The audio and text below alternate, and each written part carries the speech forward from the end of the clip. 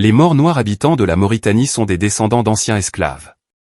Ils sont aujourd'hui tous affranchis, soit par leurs anciens maîtres, soit par des instruments juridiques et par des lois qui s'appliquent dans le pays. Les Haratines ont leur propre mode de vie, leurs propres habitudes culinaires, leur propre musique et leur propre folklore. Depuis quelque temps maintenant, certains activistes politiques haratines vont jusqu'à dire que les Haratines ne sont pas partie intégrante de la communauté Maure. D'autres Haratines, pour la plupart d'ailleurs des leaders politiques, soutiennent sans réserve aucune que les Haratines sont confondus dans la communauté Maure par la même langue, par le même mode de vie, par les mêmes coutumes, les mêmes traditions et les mêmes mœurs. Ce qui fait que nous avons deux écoles. Une école née d'un activisme politique très récent qui sait parfaitement bien que les Haratines sont bel et bien une entité de la communauté arabe mais qui essaie d'éclater cette communauté mais sans succès. Et il y a d'un autre côté ce que certains appellent la vieille garde, les premiers leaders haratines qui, tout au long de leur lutte de 60 ans, comme l'a dit Breika Ould Mbarek, n'ont à aucun moment cherché à diviser cette communauté arabe. Les Haratines sont-ils des Maures ou sont-ils une communauté à part entière? Pour essayer de répondre à cette question, Mohamed Ould Chigali, administrateur de cette chaîne YouTube, s'est entretenu longuement avec le célèbre journaliste chroniqueur Bakary Gueye, président de l'UPF, l'Union de la presse francophone de Mauritanie. Mais également, pour équilibrer le débat, il a posé cette question à Diko Hanoun, activiste de la société civile adhérent au mouvement abolitionniste IRA, réfugié en France, à Aziz Dem, brillant journaliste, administrateur de la plateforme Patriote Unie, mais aussi à Breika Ould Mbarek, descendant d'esclaves, brillant officier de l'armée à la retraite, membre fondateur du mouvement El Or, mouvement par qui la lutte pour l'émancipation des Haratines avait commencé. Monsieur le Président, ça ne va pas être facile d'abord, je dois vous dire, parce que vous et moi, bien que nous nous comprenons très bien, mais parfois nous sommes diamétralement opposés sur les avis. Donc aujourd'hui, nous allons parler d'un sujet qui est un peu délicat, il faut l'avouer, c'est très délicat. D'abord parce que c'est un sujet duquel on n'en parle pas beaucoup, et ensuite parce que il prête à un débat. Et il fallait qu'un jour ou l'autre qu'on puisse parler de ce problème et d'en débattre. Le problème, c'est l'appartenance de la communauté haratine.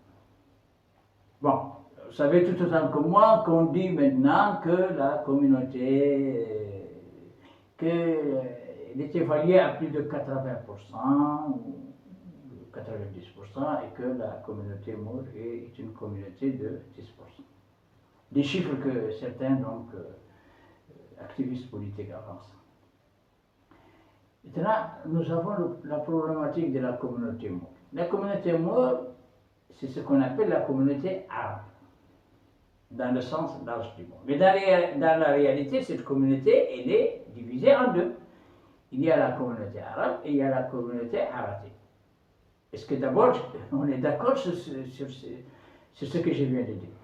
Merci beaucoup, Cheikh Ali. Effectivement, il s'agit d'une question très importante, une question qui est devenue extrêmement importante et qui est beaucoup débattue à travers tous les forums, à travers les réseaux sociaux, à travers les forums politiques, etc. Effectivement, cette question de la société beydane, je dirais, qui regroupe des Haratines et ce qu'on appelle les Arabes ou les Maures blancs. De toutes les façons, personnellement, en se basant en tout cas sur l'histoire, en se basant sur la sociologie, je ne vois pas de différence entre Haratine et Arabes ou Maures. Moi, je suppose, ou je suppose pas, je considère qu'il s'agit d'une même communauté. Aujourd'hui, on voit que la question est très politisée. Aujourd'hui, on voit qu'il y a un tiraillement un peu entre les forces politiques, certaines ont tendance à diviser un peu cette communauté, soit disant que les Haratines constituent une communauté à part. Il y a des politiciens haratines également qui sont partis dans ce sens-là. Vous avez parlé tout de suite de chiffres. Effectivement, le grand enjeu, c'est ça. Donc, on sait que la Mauritanie... Non, vous n'avez pas répondu à la question. Oui. D'abord, les gens disent que la communauté arabe. Ce qu'on appelle la communauté arabe est une communauté composée, vous l'avez d'ailleurs dit tout de suite, composée donc de deux groupes. Oui. Le groupe arabe Le et groupe le groupe Haratin. Haratin. Oui. Nous avons deux écoles. Une école, comme vous l'avez dit aussi, qui dit que les morts, ce sont les morts et les Haratines sont des Haratines. Oui. Deux communautés qui n'ont rien à voir. Oui. L'autre, qui n'ont de commun que la langue.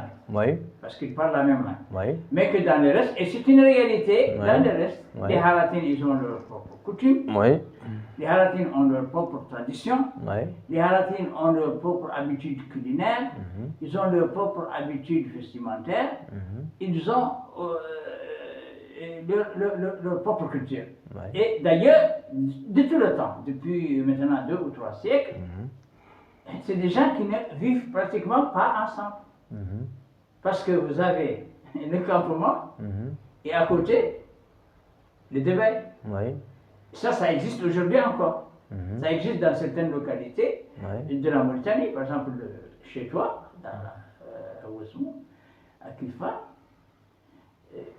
Il y a le quartier où vivaient les premiers négro-mauritaniens qui sont arrivés dans la savane, au Shingalou, Kadima. Oui. Kadima qui était, peut-être, on ne l'a pas dit, mais un débail, parce que c'est là où on trouve pratiquement toute la communauté noire. Oui. Donc, pour commencer le débat, on peut dire que nous avons une communauté qui comprend bien deux groupes, un groupe arabe et un groupe haratin. On peut le dire.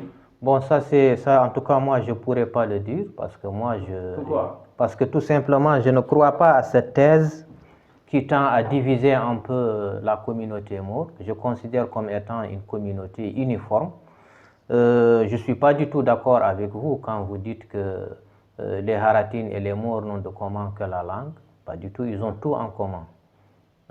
Moi, je crois que le fait de vouloir un peu diviser les Haratines et les Maures, moi, je crois que c'est une tendance purement politicienne. Parce que les Haratines et les Maures ont toujours constitué une même communauté.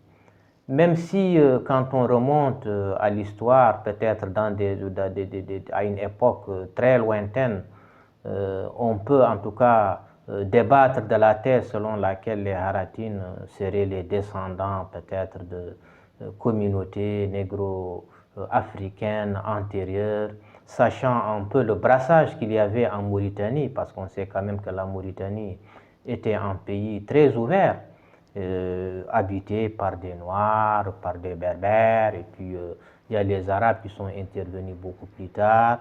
On sait également l'influence qu'il y avait donc, au niveau de la Mauritanie, notamment l'influence des anciens empires qui étaient là. On avait l'empire du Ghana, donc au début du Xe siècle, on avait ensuite l'empire du Mali, on avait d'autres empires qui étaient là.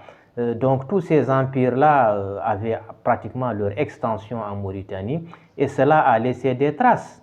Donc tout cela pourrait expliquer que peut-être les Haratines, c'est une thèse d'ailleurs qui est avancée par certains historiens, seraient les descendants de ces communautés noires, notamment Bambara, etc., Soso, etc., effectivement. Mais on sait qu'à travers l'histoire, il y a eu quand même une certaine, je dirais, une assimilation des Haratines au niveau de la communauté maure. Ce qui fait que cette assimilation-là a fait que pratiquement ils se sont complètement, en tout cas, mélangés avec les Maures, de telle sorte qu'ils ont créé une communauté. Et depuis maintenant, en tout cas, des centaines d'années, les Haratines et les Maures constituent une communauté qui partage la culture, qui partage la langue, qui partage les modes vestimentaires, qui partage les modes culinaires.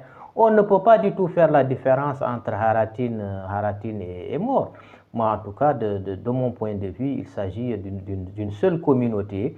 Aujourd'hui, on sait qu'avec donc la politique, donc on sait qu'avec les enjeux démographiques en Mauritanie, les Haratines sont aujourd'hui l'objet de toutes les convoitises.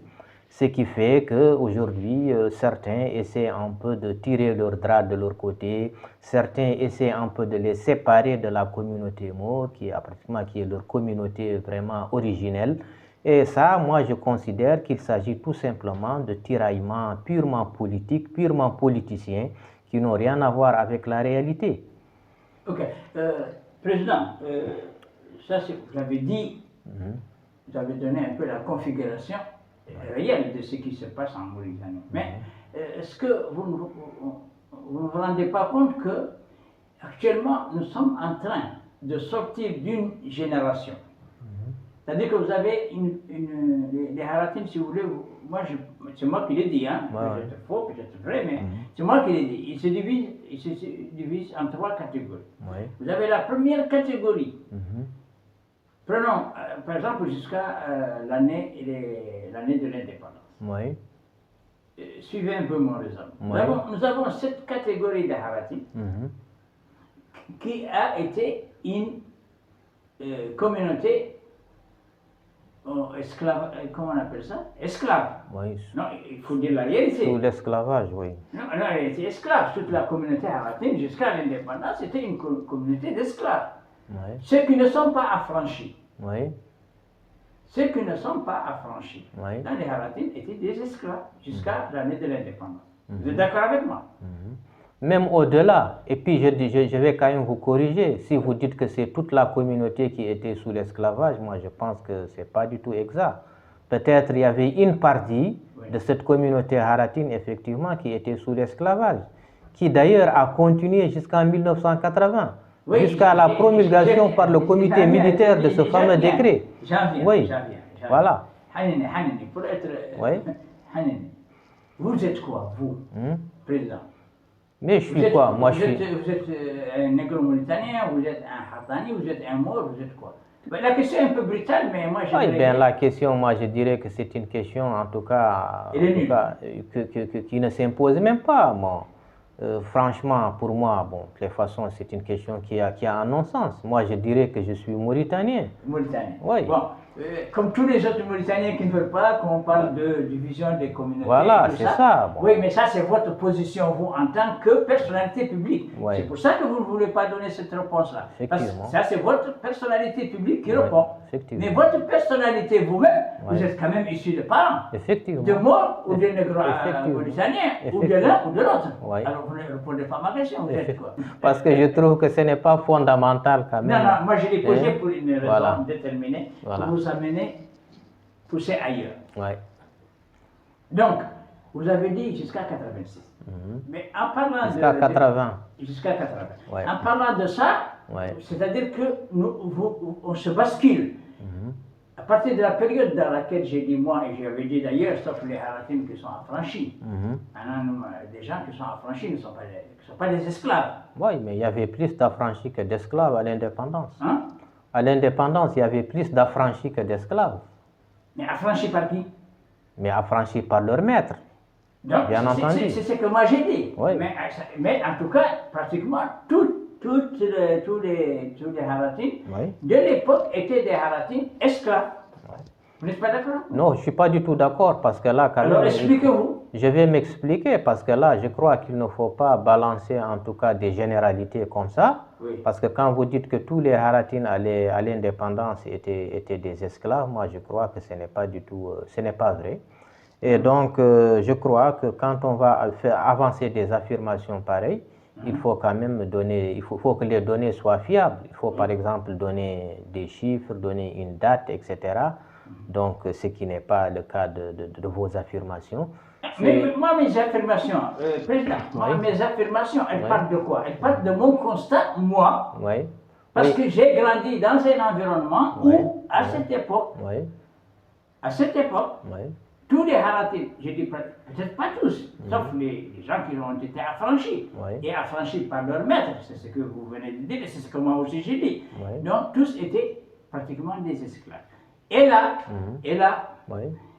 parce que vous êtes allé dire jusqu'à 80. Moi, j'ai dit que jusqu'en 1980, il y avait encore l'esclavage. Voilà. Parce officiellement. Que là, vous nous faites rentrer dans l'ère de l'instrumentalisation, l'instrumentalisation comment on les appelle, des instruments juridiques qui ont commencé Oui. à À trouver être- une solution à la problématique, Oui. à partir de 87. Oui. Donc, il faut savoir que dans la communauté haratine, Mhm. même dans la fourchette que moi j'ai dit, il y a des haratines qui n'ont jamais été esclaves. Effectivement. Parce que, C'est bien de préciser cela aussi. il faut le préciser, parce Oui. qu'il y a même certains dans la propre famille. Écoutez, on va parler un langage pour que ce soit un regard de la réalité de la communauté mauritanienne. Oui. Vous êtes en train de me répondre tantôt un très bon journaliste, et tantôt un très bon homme politique, et tantôt un très bonne personnalité publique. Mais moi, je voudrais que vous... Moi, je vous dis ce que je pense, hein, sans voudrais que détour. vous discutez avec moi, un ami. Moi, et moi, je suis en train de discuter sans détour, Sans détour, franchement, non, et non. puis Non, voilà. non, je suis Et bien franchement aussi. moi, je suis très bien placé, Voilà. je suis très bien placé pour savoir Oui. ce que vous dites, pourquoi vous le dites, et vous le dites sur quelle casquette. Est-ce que vous le dites en répondant comme journaliste? Est-ce que vous le dites en personnalité publique? Est-ce que vous le dites... Ça n'engage que vous, hein. En tout cas, moi, je réponds selon... En tout cas, moi, je sais que ma- j'ai en face de moi quelqu'un qui connaît très bien la problématique Ouais. de l'esclavage. Vous connaissez très bien ce dossier. Parce que vous êtes l'un des rares journalistes qui ont commencé très tôt à travailler sur ce dossier. Ouais. Dans la communication de ce dossier. Bon, ne passons pas. Avec qui vous avez travaillé, ce n'est pas important. Vous avez travaillé comme journaliste, un excellent journaliste. Vous avez fait ce que vous devez faire. Avant l'indépendance, il y a même dans des familles Oui. d'esclaves, Mhm. dans des familles d'esclaves. La même famille d'esclaves, il y avait dans la même... Parfois, il est arrivé, et partout en Mauritanie, dans des familles d'esclaves, parfois, Oui. des frères Mhm. qui sont l'un esclave et l'autre n'en est pas. Oui. Oui. Parce que ce qu'on appelle aujourd'hui, certains politiciens ont appelé le viol ou tout ce que tu veux, le truc, l'abus de je ne sais pas moi. Ouais. Mais on ne va pas rentrer dans l'aspect religieux de la question parce Ouais, que ouais. bon, ce n'est pas notre problème. Ouais, ouais. Mais je veux dire que, par exemple, il est arrivé que dans une famille, un maître Mhm. qui a, d'après la religion, Ouais. tous les droits sur ses esclaves. Oui. Il pouvait se faire des enfants Oui. dans la famille de ses esclaves. Ouais. Et ces enfants ne sont pas des esclaves. Oui. Mhm. C'est des gens qui sont Oui. des affranchis, Oui. naturellement. Mhm. Moi, je donne un exemple, je le donne moi. Parlons du cas de Béran, qui est le porte-flambeau donc, de la lutte contre l'esclavage de ces 15 dernières années. Oui. Lui, par exemple, il n'a jamais été esclave. Il n'a jamais été esclave. Oui, Goulanam Djambor, Abd Djambor, c'est dans la logique. Oui. Il n'est pas Abd ou il n'est pas Djambor, parce que lui-même, il n'est même pas né esclave. Bon, c'était pour illustrer un peu ce que je viens de dire. Et à partir des années 80, vous avez dit, c'était sous le régime De Haïdala. de Haïdara. Oui. De Haïdara. Oui. Il faut rendre à César ce qu'il faut rendre à César. Oui. Il y avait déjà des leaders du mouvement haratin qui étaient déjà politiquement lancés sur la lutte contre l'esclavage. Oui. On peut en citer, moi je ne les connais pas tous, bon, M. Oudou-Boucher, Oui. vous avez Poïdjel, Poïdjel, vous avez- Samori, il ne faut oublier personne, Samori Omar Oubiaï, Bey, voilà. Bilal, Oui. Oui, Oulwarzek. Srayoul Mbarek, Oui, il y avait Oulsiré aussi. Oulsiré, Oulsiré, effectivement. Oulsiré qui est oui. actuellement donc, En réfugié France. en France, Oui. qui est le porte-parole du mouvement Iran, je crois. Non, pas du tout. Oulsiré, je crois qu'il a une association, je crois, qui s'appelle Association des Haratines de Mauritanie. Ok. Donc, d'ailleurs, c'est lui, il est l'un des fondateurs du mouvement. Il est El-Hor. l'un des fondateurs du Bien, mouvement. bien qu'on ne le Donc, dise pas aujourd'hui. Et puis, on a En fait, ils sont nombreux. Ils sont nombreux. Voilà. De toute façon, vous avez cité les principaux. Les principaux, bon, si on a oublié quelqu'un, vous et moi, on s'excuse. Il y a l'ex-ministre Mohamed Lemine Ould Ahmed. Ça, c'est la deuxième génération. Voilà, justement, ça c'est une deuxième génération. Oui. Celui-là, par exemple, ouais.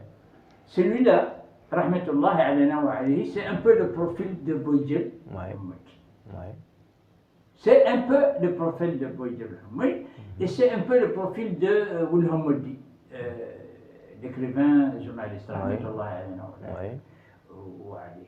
C'est des gens qui revendiquent réellement les droits des Haratim, mais sans vouloir se dissocier de la communauté, donc ce qui est l'objet de notre débat. Effectivement. D'ailleurs, toute la première génération, pour préciser, la première génération du mouvement El Hor, ceux qui ont pratiquement lancé les revendications qui ont abouti à la loi de 1980, donc abolissant l'esclavage, toute cette première génération était sur cette même ligne.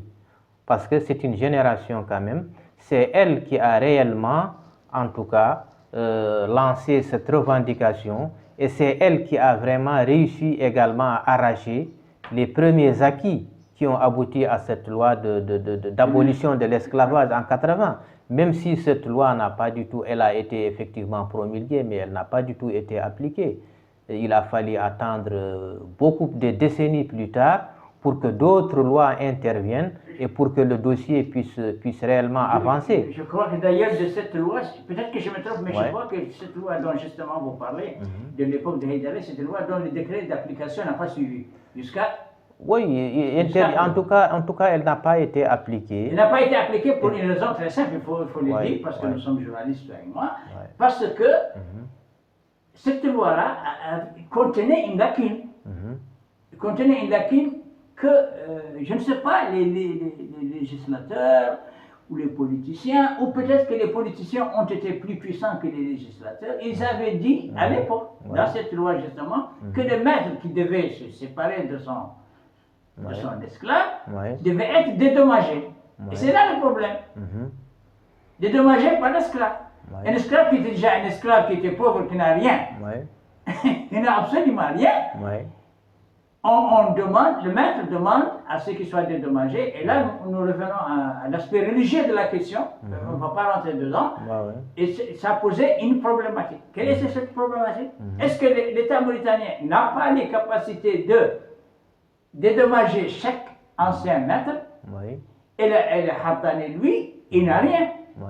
Il était dans l'esclavage, et il sort de l'esclavage sans rien. Effectivement, moi je crois que le problème de cette loi, elle était pratiquement une loi qui n'était pas applicable à l'époque, parce que quand même le contexte ne s'y prêtait pas. Comme vous venez de le souligner tout de suite, il y a l'aspect économique qui n'a pas du tout été pris en compte. Parce que tout simplement, les esclaves, à l'époque, même quand leur maître décidait de les libérer, ils ne savaient pas où aller. Et donc, ils n'étaient pas prêts à se séparer de leur maître, qui était pratiquement leur raison d'être. Parce que ce sont les maîtres qui les font nourrir, ce sont les maîtres qui les prennent en charge. Donc, ils n'avaient pas les moyens de quitter les maîtres parce qu'ils ne savaient pas où aller. Parce que jusque-là, quand même, ils considéraient ces maîtres comme étant vraiment des membres de leur famille, comme étant leurs tuteurs. Et effectivement, ce que vous venez de souligner maintenant pour cette question du dédommagement, on sait également qu'à l'époque, l'État n'avait pas tous les moyens qu'il faut pour pouvoir dédommager toutes ces personnes qui avaient des esclaves. Donc, il n'y avait pas également vraiment une pression qui pourrait obliger l'État à appliquer cette loi. Ce qui fait que pratiquement les choses sont restées en l'état jusqu'à pratiquement l'intrusion de nouveaux acteurs, notamment avec la création d'associations anti-esclavagistes et notamment SOS Esclaves et plus tard IRA. Donc il a fallu attendre le début des années 2000 pour que la question donc, de l'esclavage puisse avoir un nouveau souffle et pour que l'État soit soumis à une pression qui l'a obligé un peu à édicté toutes les lois qu'il y a eu et qui ont même abouti à la criminalisation de l'esclavage et à tout l'arsenal juridique qui a suivi avec les cours contre l'esclavage, avec donc tout cet arsenal qui a été mis en place et avec cette évolution importante qu'il y a eu sur cette question de l'esclavage. Donc moi c'est Mohamed Chirali, je suis journaliste, je suis mauritanien, je suis indépendant. Donc Président, pour conclure peut-être cette première partie du débat, là je voulais tout à l'heure vous expliquer que donc on a, pour moi, c'est ce que moi je pense, ce que je pense et au vu de mon expérience moi, de ce que j'ai vécu. Donc nous avons des esclaves d'une certaine époque. Jusqu'à l'année de l'indépendance, j'avais commencé à le dire. Ça, c'était une génération. Malheureusement, cette génération, elle s'est éteinte maintenant. Ou elle est en voie d'extinction. Et comme vous avez dit parfaitement, dans cette communauté, à l'époque, ces esclaves, il y en a au moins plus de 80%. Qui ont été tellement confondus malgré les problèmes qu'ils ont vécus, malgré les sévices, malgré les difficultés, qu'ils sont tellement confondus avec la famille de leur maître que finalement, ils ne veulent même pas eux-mêmes quitter, ils ne veulent même pas quitter leur maître. Effectivement, c'était ça le grand problème. On est d'accord. Effectivement. Si on va plus loin, pourquoi c'est arrivé comme ça? Parce que il y a certaines familles haratines, je reviens pour le dire, certaines familles haratines qui sont liées par le sang à leur maître. Effectivement, il y a de ça aussi. Il y a ça? Effectivement. Parce que le maître qui fait de son esclave sa femme, même si le débat sur la question est long et large, on ne va pas rentrer dedans, parce que lui, du point de vue religieux, et c'est pour cette raison que d'ailleurs Biram a brûlé les livres maléquiques, qui disaient que le maître a tout droit sur son esclave. Mais, voilà, le maître, lui, il avait des enfants avec cette femme. Et il faut comprendre cette femme. Cette femme, c'est une femme qui ne veut pas quitter le père de ses enfants. Parce qu'à un moment, pour elle, ce n'est pas son maître. Mais c'est ses enfants.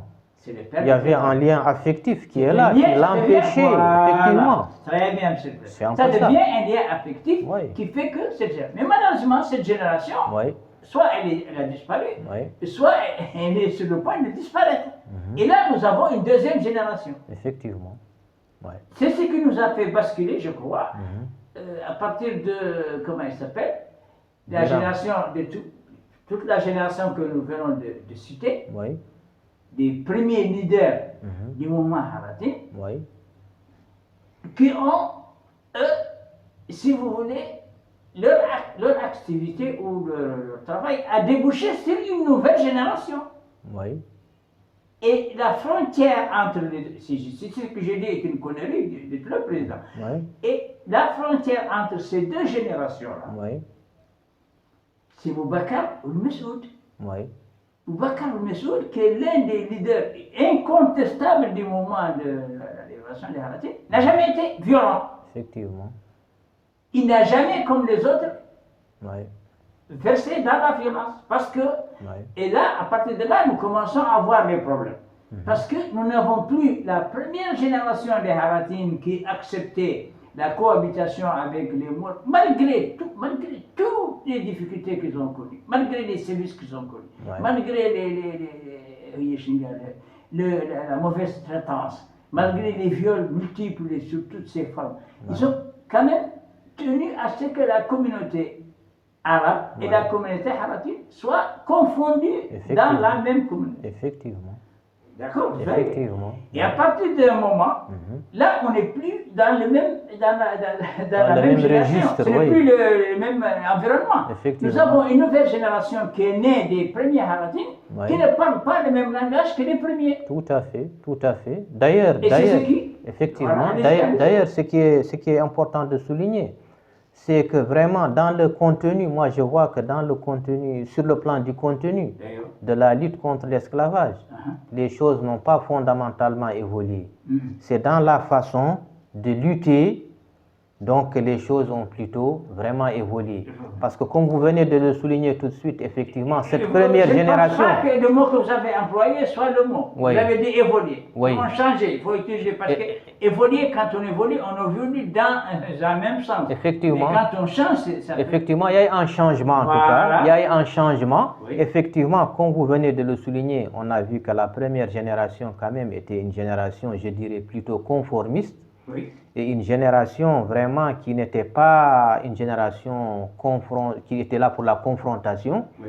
C'est une génération qui était quand même... Elle était là pour la confrontation, mais la confrontation des idées. Voilà, des idées, une concentration des idées, Voilà. Une concentration vraiment, je dirais, plutôt civilisée. Oui. Et voilà, donc ce qui a fait que vraiment, ils ont réussi en tout cas à faire passer le message. Et je crois que pratiquement, ils ont franchi un très grand pas en portant la question Haratin sur la voie publique.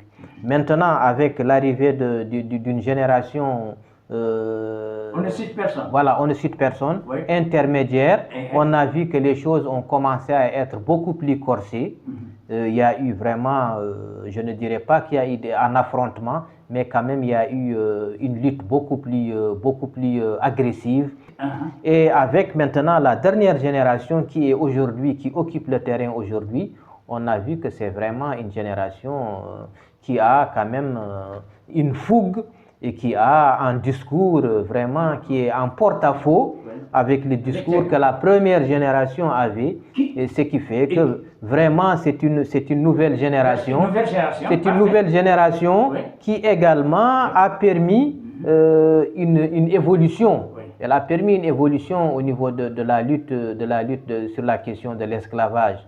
Parce qu'on a vu que c'est... De manière pacifique. De manière pacifique. Parce qu'on a toutes ces générations qui se sont succédées, jusque-là, ont quand même toujours versé dans le pacifisme. On a vu que jusque-là, il n'y a pas eu vraiment une confrontation violente. Il n'y a pas eu également d'appel à la violence. On a vu que les discours qui sont en tout cas portés par tous ces militants de la lutte anti-esclavagiste sont des discours qui jusque-là sont restés quand même conformes, même si on a vu que le dynamisme, on a vu que la fougue est devenue quand même beaucoup plus importante qu'à l'époque. Est-ce que, Président, oui. Je crois que nous avons Yuko Hanoun oui. qui a réagi. Oui. Par un message, on le verra tout à l'heure. Parce que nous l'avons invité à donner son avis sur la question. Nous allons d'ailleurs, vous et moi, ensemble écouter tout à l'heure la réponse à la question qui a été posée à Aziz Dem. Et nous allons essayer de la décortiquer ensemble. Est-ce qu'on est dans un sujet qui est très intéressant? Parce que vous savez que, comme on a dit, on est passé d'une époque à une autre époque. Effectivement. Le problème, moi je sais que le danger n'est pas actuel, parce qu'actuellement il y a toujours la confrontation. C'est-à-dire que vous avez une jeunesse, comme vous avez dit, qui a elle sa façon d'exprimer ses revendications, et vous avez le pouvoir qui a sa façon de réagir à ces revendications. On est encore dans un stade où la situation peut être maîtrisée. Effectivement. Elle peut être maîtrisée. Tout à fait. Mais on ne parle plus le même langage. Effectivement. C'est-à-dire que cette société, la nouvelle société, Monsieur le Président, qui est en train de parler au régime, elle n'utilise pas le même langage que la génération de nos aînés là, que nous avons cités. Pas du tout. Le discours quand même est beaucoup plus agressif. Est-ce que le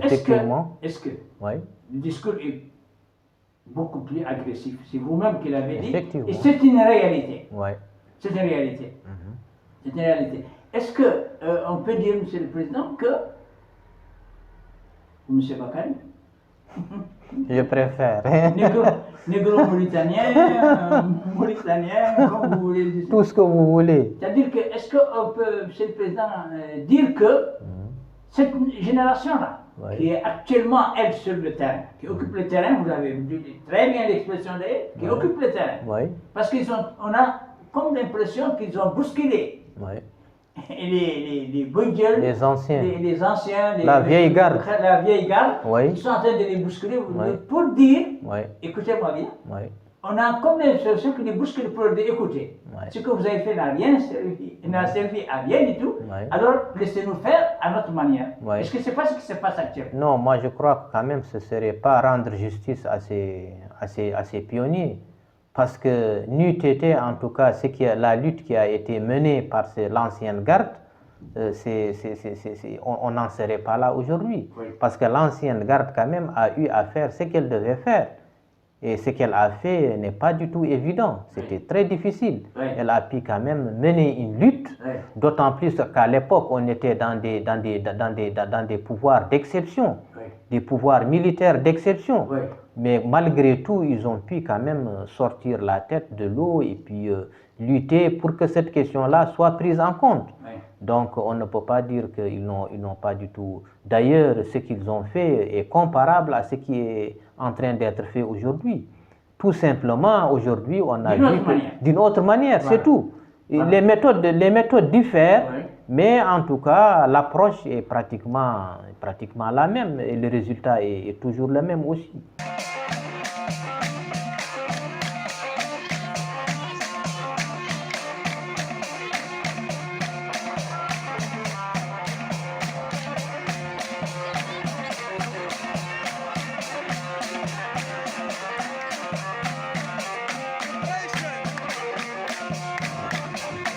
Le problème pour moi n'est pas ça. Je vous ai dit tout à l'heure que nous avons une jeunesse. C'est une jeunesse, ce n'est pas un mouvement propre à la Mauritanie. J'ai toujours dit et répété que c'était un mouvement d'une jeunesse. Dans toute l'Afrique, c'était un mouvement de jeunesse qui est en train d'exploser, qui veut le changement sans savoir le changement pourquoi et dans quel intérêt. Oui, c'est une jeunesse aussi qui n'est pas encadrée. Le problème, c'est ça. C'est ça la différence. La différence avec l'ancienne génération. Président, nous sommes dans le cas actuellement au Gabon. Au Togo. Voilà. Actuellement au Togo, l'ancienne. Ce qui se passe est une réaction spontanée de la jeunesse. C'est une révolte.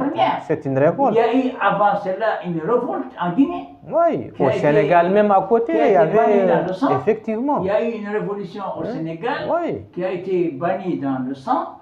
Il y a une révolution qui a eu en Côte d'Ivoire. En fait, un peu partout c'est le réveil de la jeunesse. Oui, mais ça c'est des changements brutaux en fait. Non, brutaux, peu importe. Mais c'est des changements pour la politique. On est dans une mouvance contre le système. Oui, contre le système. Mais là, on n'est pas dans le cas de figure. Cette jeunesse-là chez nous, elle ne se soulève pas pour un changement même si elle est dit, mais on est dans un cas de figure des Haratines. Parce que là, nous avons une communauté haratine qui se soulève. Et vous ne pensez pas... Moi, je crois quand même que ce serait quand même un peu exagéré de dire que c'est la communauté haratine qui se soulève. Non, je parle de cette génération. Oui, même cette génération, ce n'est pas seulement la communauté haratine.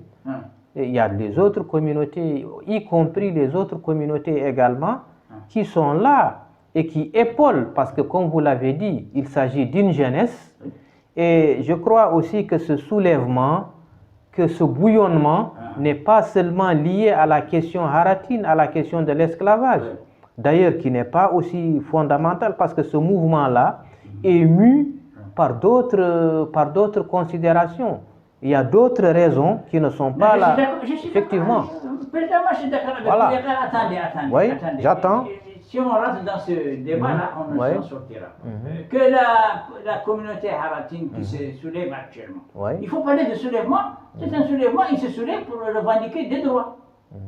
Parce que si, par exemple, moi, je vous donne un acte juridique de la justice de mon pays, pour vous dire, monsieur le président, voilà, cette bouteille-là, le papier, elle est à vous. Mais j'ai un papier qui me donne la bouteille, mais je ne peux pas avoir la bouteille.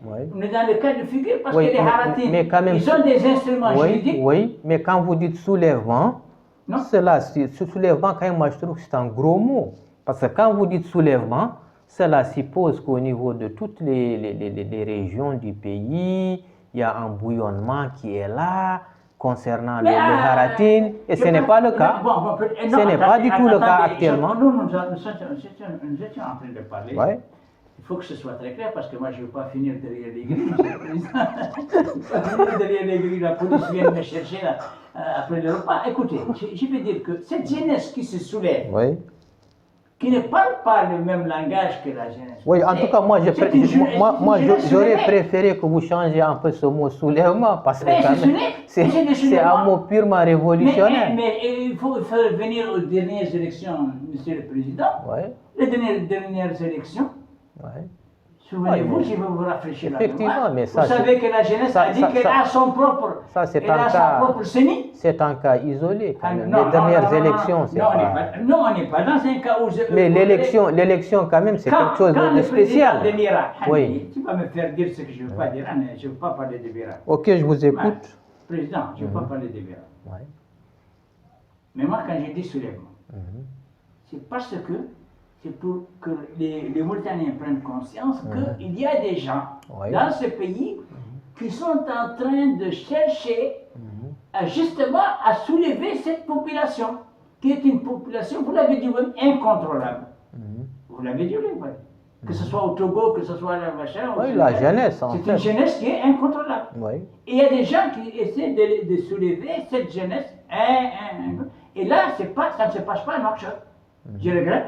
À Kaïdi, vous savez que les gens ont été poussés à sortir dans la rue, à saccager le marché, à faire. Il y a eu 3 victimes et maintenant on dit que c'est l'État qui les a assassinés. Peu importe, je ne rentre pas dans le débat. C'est arrivé à Kankossa. Vous vous souvenez qu'il y avait un mort qui a été tué par les forces de sécurité. Il y a des problèmes qui se sont passés comme ça ailleurs. Je ne me rappelle plus dans quel cas. Nouadhibou, ça arrive tous les jours pratiquement. Donc, on est là dans un environnement où on a tendance à vouloir soulever cette jeunesse qui ne sait pas ce qu'elle veut ni pourquoi elle le veut, qu'on est en train de soulever pour des revendications qui sont justes.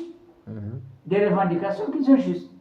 Parce que il faut que les instruments juridiques qui ont été approuvés par la Mauritanie soient des instruments à épée.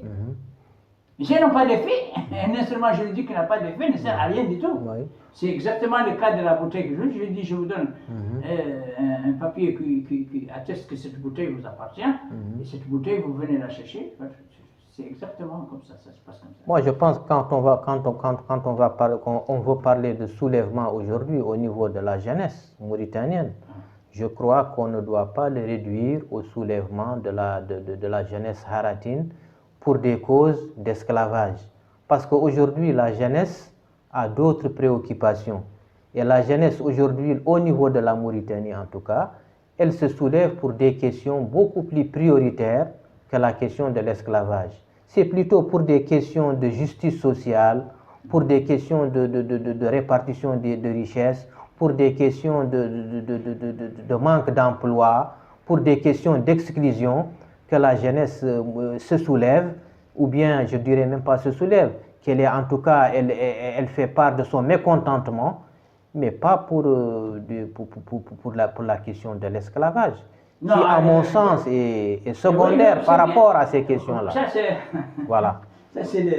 Ça c'est le Bakary. Le Bakary, personnalité publique qui parle. Bakary, non, personnalité publique. Le mal dans ce pays. Moi, je te dis ce que je pense, c'est tout. Bakary, le mal dans ce pays. Ça, le mal dans ce pays, c'est que quand il faut dire la vérité, il faut la dire. Actuellement, la Mauritanie a un problème, ou deux problèmes. Là, on ne va pas en parler parce que ce n'est pas le sujet du débat, et l'autre, on va en parler. Le problème des Haratines, c'est ce qui nous amène ici. Est-ce que les Haratines sont des morts ou est-ce qu'ils ne sont pas des morts?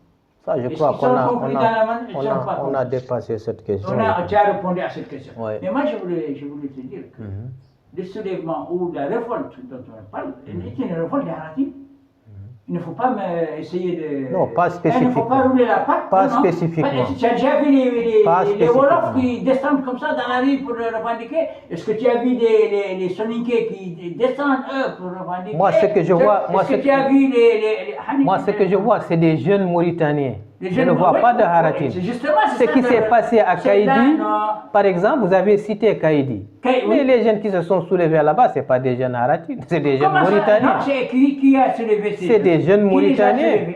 Mais on ne sait pas de les façons. Ils se sont soulevés. Le leader. On était en période d'élection, c'était tout à fait normal, c'était naturel. Celui qui les a soulevés, peut-être toi tu le connais, en tout cas moi je ne connais pas. C'est le blé goudé mauritanien. C'est le jumping Ouais, les façons, ça c'est... C'est le biram mauritanien. Il a dit ici, tu es mieux placé comment pour le savoir, parce que toi tu es un très bon journaliste, très averti. Moi je dors quand toi tu dis c'est vraiment de la... Il a dit, nous avons notre propre CENI, nous allons aller nous-mêmes voir la CENI, confronter les résultats de leur CENI avec les résultats de notre CENI. Et si ils nous ont volé, demain, ou je ne sais pas, il a dit, dans toutes les régions, nous allons manifester. C'est un appel à la violence. Même s'il ne dit pas, c'est un appel à la violence. Donc, si ceux qui sont sortis là-bas, ils ne sont pas tchadis seulement des Haratis, sont confondus, des Soninké, des Polars, des Wolof, parce que c'est une ville hétéroclite. Mais pour vous dire, tous ceux qui sont morts à Kaïdi, il n'y a aucun Harati? Vous dites que ce sont des Haratis qui se sont soulevés. Ils sont morts pour qui? Mais aucun Harati n'est mort là-bas. C'est quand même... Moi je trouve que c'est paradoxal. Ils sont morts pour qui? Je ne sais pas, de les façons... Si, c'est très bien, voilà. Il ne faut pas fuir quand même. Voilà. Ils sont partis pour les... Ils sont venus saccager, casser pour dire que la victoire a été volée. Et la victoire, c'est la victoire de Biram Daoulabi, qui était un Hartani. Donc les Hartani ont sacrifié. Il ne faut pas me faire dire ce que je ne veux pas dire. De toute façon, toi, tu es libre de dire ce que tu as dit. Non, je dis que tu es libre de dire ce que tu as dit. Moi, je dis ce que je veux. Voilà. Même si je dois après, tu dois m'amener le repas là-bas, derrière les grilles, je dis ce que je veux.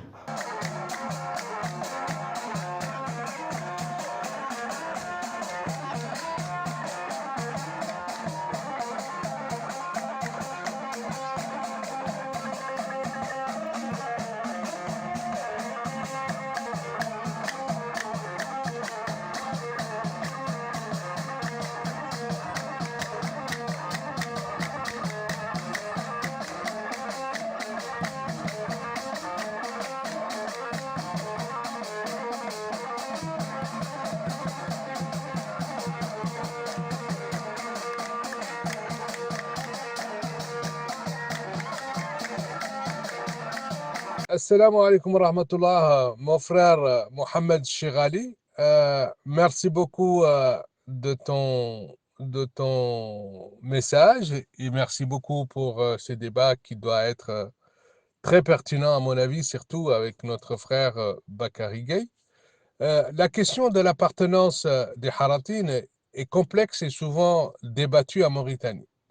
Beaucoup considèrent que les Haratines comme des morts car ils partagent la langue hassaniya, la religion et de nombreux aspects culturels avec les Maures blancs qu'on appelle aujourd'hui les Beydan. Historiquement, les Haratines sont issus d'une population servile qui sont aujourd'hui affranchis, intégrés à la société Maure, ce qui explique leur proximité culturelle et linguistique avec les Maures. Cependant, il existe aussi des différences notables.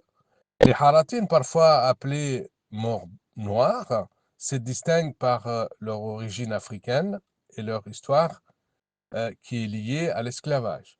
Leur identité reste spécifique. Ils ne revendiquent pas d'appartenance directe aux grandes ethnies négro-africaines, Peul, Soninké, Wolof et aujourd'hui Bambara, même si ils sont très peu visibles, qui, elles, conservent leur propre langue et culture.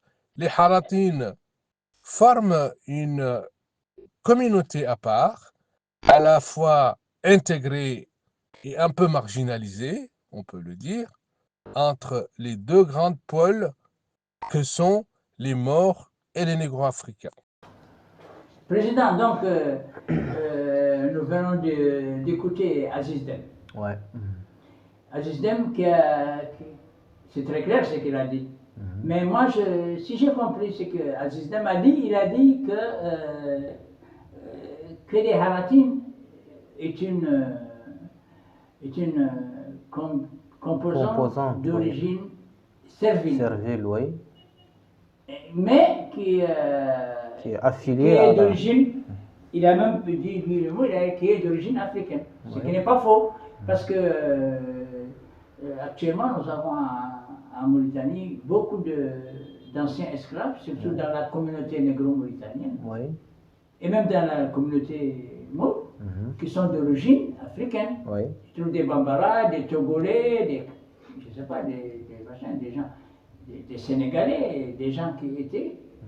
Tout ça, à l'époque de l'esclavage, c'était des esclaves qui venaient du Soudan, parce que la Mauritanie était à une partie confondue avec le Soudan. C'est tous les deux Hôtes. Soudan français. Le Soudan français, les deux Hôtes.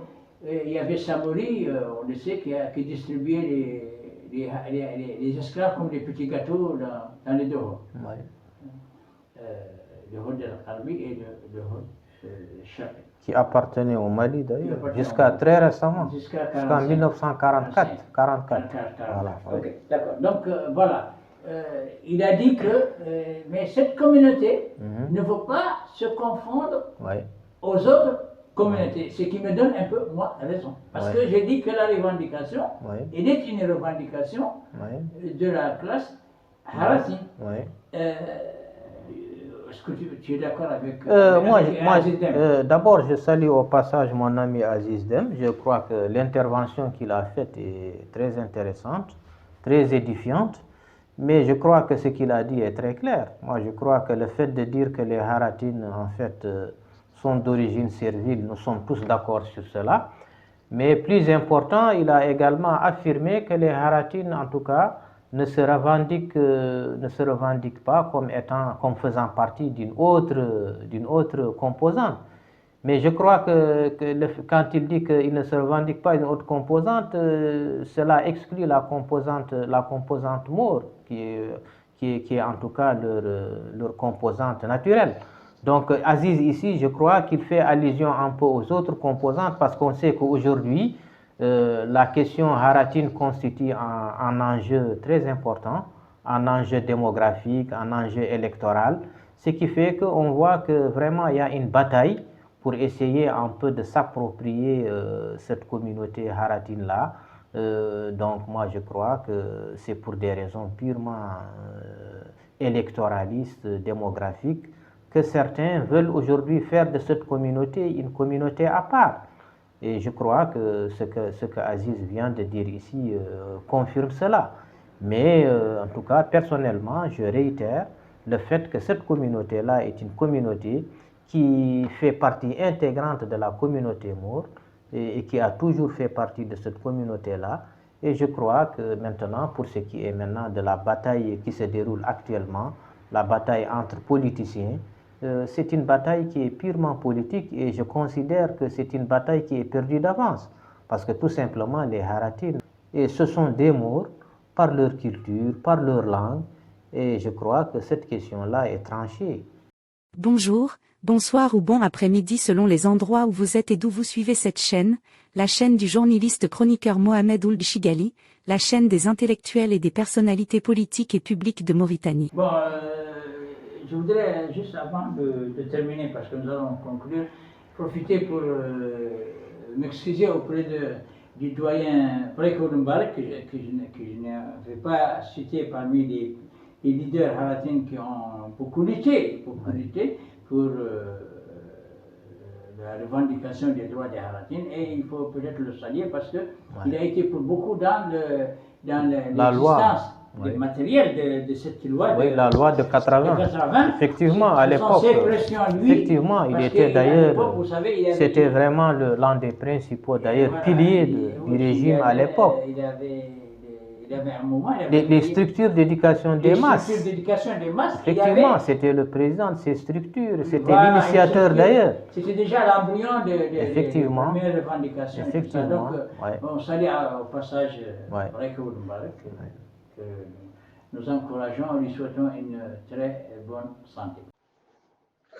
Assalamu alaikum wa rahmatullah, bonsoir. Je viens d'être interpellé par le grand journaliste Ahmed Chigali, pour lequel j'ai une grande estime et pour lequel je pense qu'il fait un travail de journaliste de recherche merveilleux à propos de la Mauritanie. Cet éminent journaliste m'a posé la question du débat en cours relatif à la question des Harad.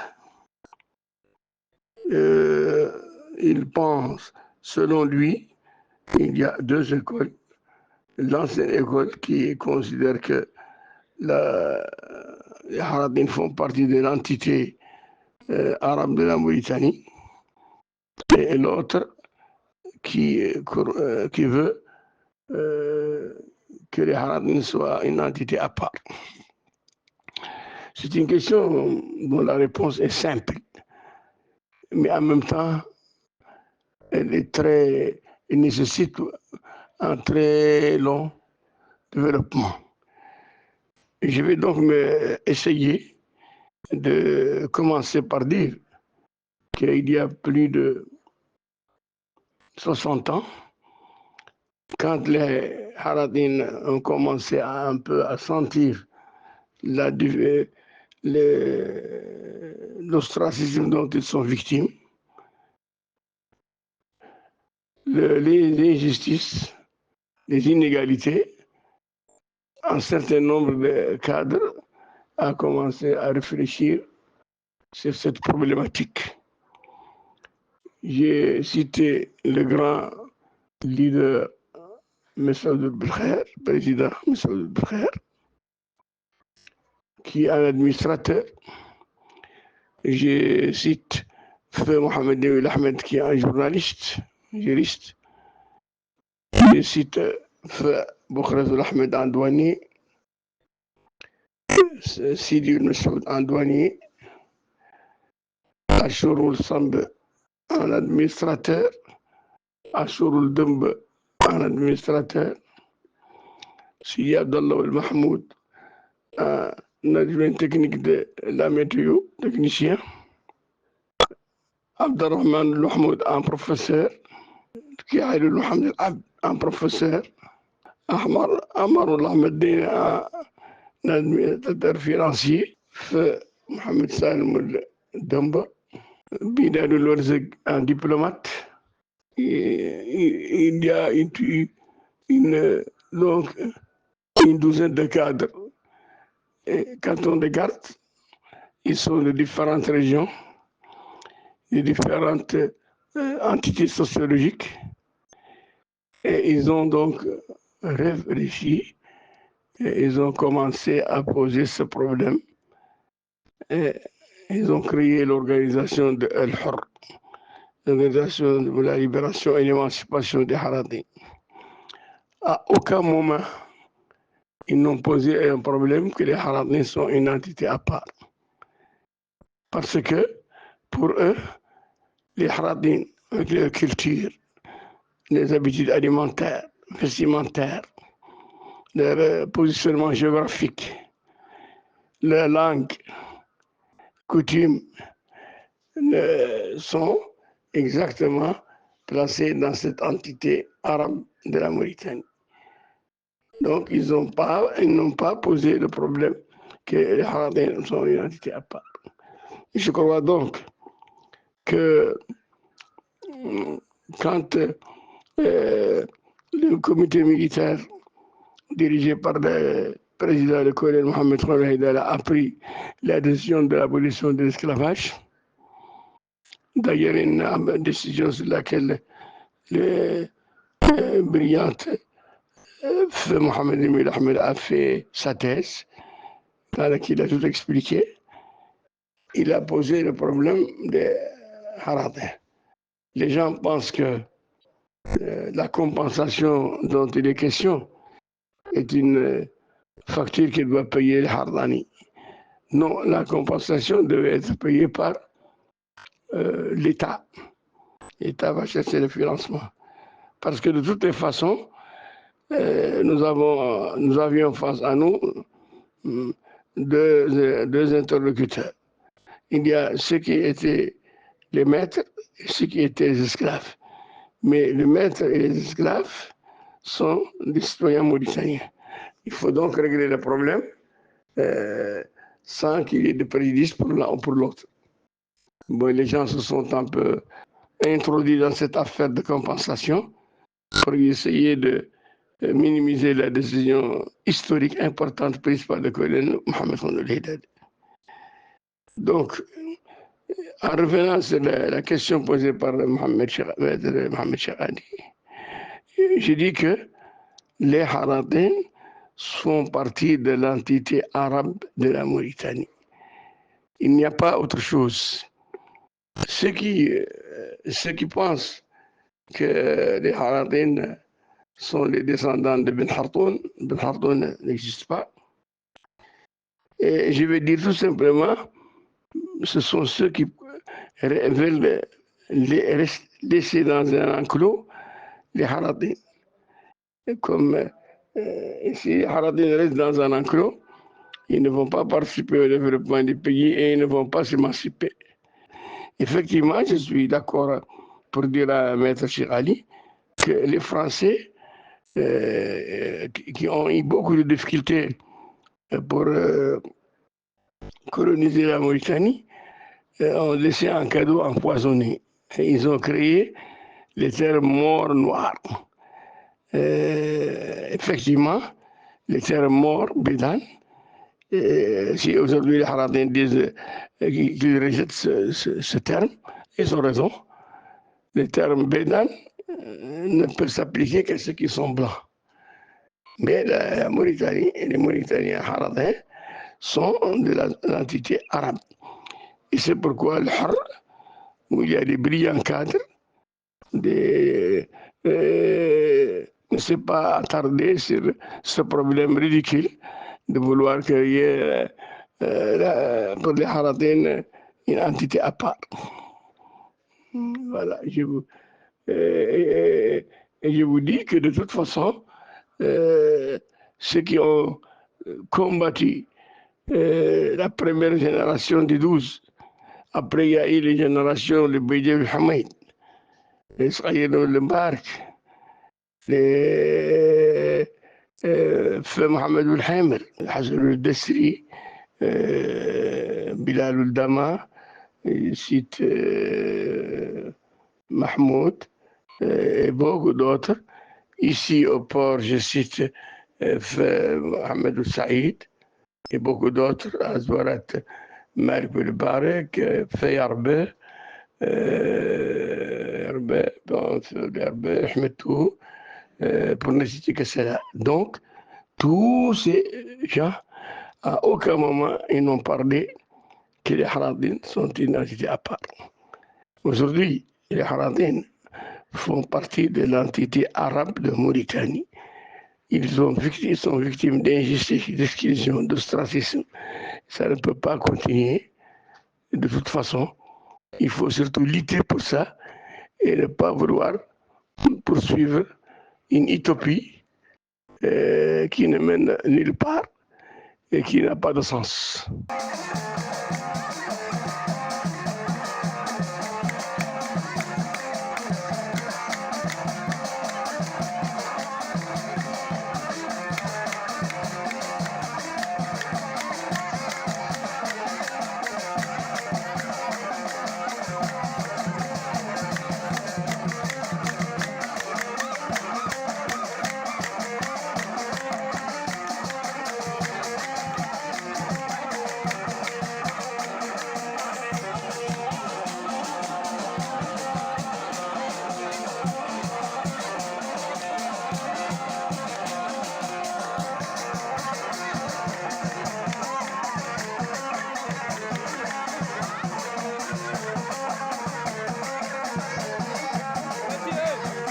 Bonjour, doyen Chigali. Marhaba. Chauve, les Haratin ont été toujours une communauté à part entière. Les Haratin n'ont jamais été intégrés dans la communauté ni arabe ni maure. On les a toujours considérés comme une communauté à part. Ça, c'est dès l'origine même du mot Haratin. Le mot Haratin, il a été donné par des mots aux Haratin qui se sont libérés du joug de l'esclavage. Ce qu'on appelle aujourd'hui des Haratin, hier, c'est tout rebelle que les maîtres ne contrôlent plus, ne l'a pas appelé arabe, ne les a pas appelés mots, ils les ont appelés des Haratin, Hararasu. Donc il s'est libéré lui-même. Ou en tout cas, il n'est plus sous contrôle d'aucun maître. Donc, moi, ce qui me gêne, c'est cette nouvelle approche qui arrive récemment, c'est pas les années 2000, parce qu'il fallait tout politiser. On a voulu arabiser les Haratines, on a voulu mettre les Haratines dans toutes les sauces, puisque tout simplement, il y avait certains politiciens qui avaient intérêt même à piétiner ce que nous avons hérité de plus cher de nos aïeux, c'est-à-dire nos ancêtres. Même le fait même de prendre la langue arabe, de la mettre au-dessus de la langue hassania, c'est un gros problème d'identité dans ce pays. On ne prend pas, on ne dit pas qu'on est, comment dirais-je, des nationalistes, des gens qui aiment mon pays, tout en cherchant à piétiner tout ce qu'on devrait hériter et intégrer parmi nos mœurs, nos bien-être, notre culture. On les piétine. Vous partez au Sénégal, on enseigne les Hassani. Vous allez, les Hassani est d'origine mauritanienne. Et puis, en Mauritanie, on nous interdit de dire que les Hassaniens existent, alors que 80% de la population parle Hassania. Pour parler l'arabe, il faut étudier cette langue pour la comprendre. Président, je voulais maintenant que vous posiez une dernière question, Oui. en tout cas sur ce sujet. Oui.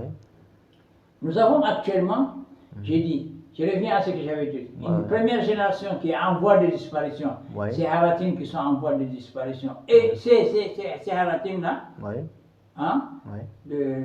les pères ou les grands-pères de cette mouvance actuelle, La mouvance actuelle. qui pour rien au monde ne veulent se dissocier Oui. des mots. Ça, nous sommes d'accord, vous et moi. Effectivement. Effectivement. Oui. Bon, maintenant, nous avons cette nouvelle génération Oui. qui est née surtout Oui.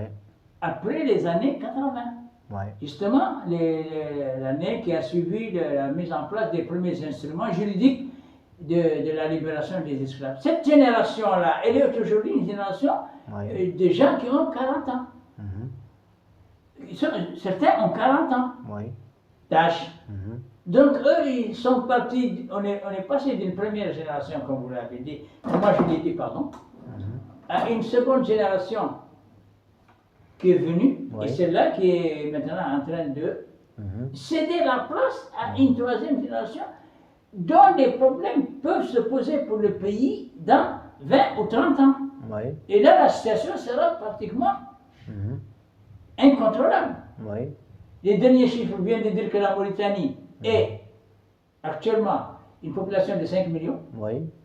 Si on parle du pourcentage qui est popularisé comme ça, pour dire que la communauté elle est pratiquement de 80% de la population, est-ce qu'à votre avis, ces problèmes-là, il ne faut pas leur trouver une solution avant que dans 10 ans ou 15 ans, la situation n'explose, une situation qui est actuellement maîtrisée par beaucoup de facteurs.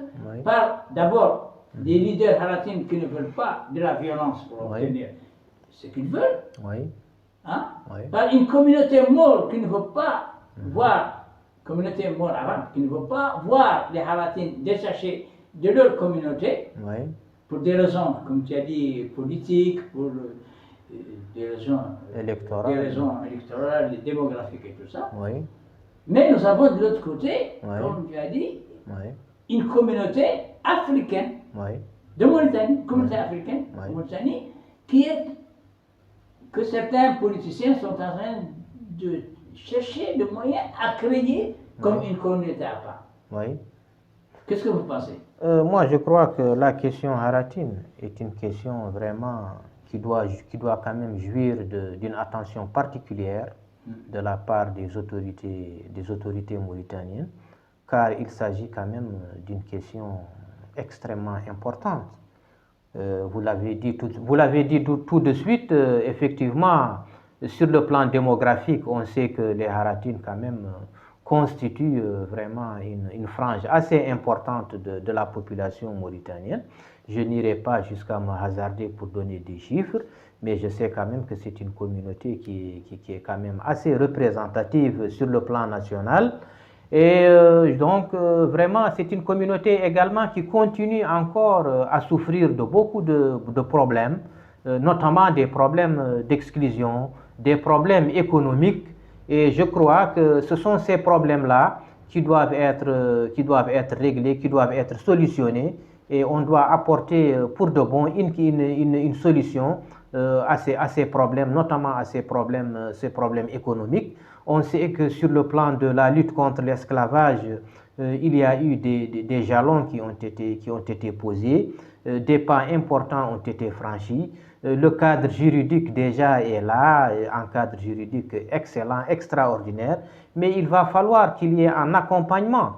Moi, je crois que pour un peu vraiment régler cette problématique haratine, il convient vraiment d'investir au niveau même des adouabas, au niveau des zones surpeuplées qui existent un peu partout en Mauritanie et qui sont habitées par cette communauté, des zones où on doit créer des écoles, où on doit permettre aux populations d'accéder vraiment aux services sociaux de base.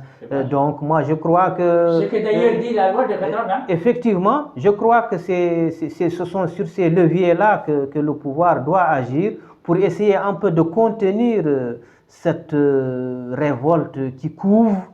On sait qu'il y a quand même un mécontentement au niveau de cette communauté-là. Et cela s'explique parce qu'on sait que c'est une communauté quand même jusque-là, malgré les efforts qui sont faits par les autorités, par l'intermédiaire de tous les ministères, les services, etc. On sait que c'est une communauté qui est encore assez marginalisée, assez délaissée.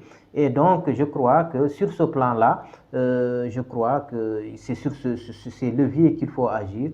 Et je crois que ce n'est pas un hasard si la question de l'esclavage est aujourd'hui à la tête des thématiques qui seront débattues dans le prochain dialogue. Je crois déjà que c'est quand même quelque chose de très important, mais il va falloir qu'au sortir de ce dialogue, des recommandations vraiment puissent être des recommandations pertinentes, puissent être prises et puissent être appliquées pour vraiment agir sur la réalité, sur la vie de ces haratines qui, en tout cas, font face à beaucoup de problèmes. Merci beaucoup, Bakary.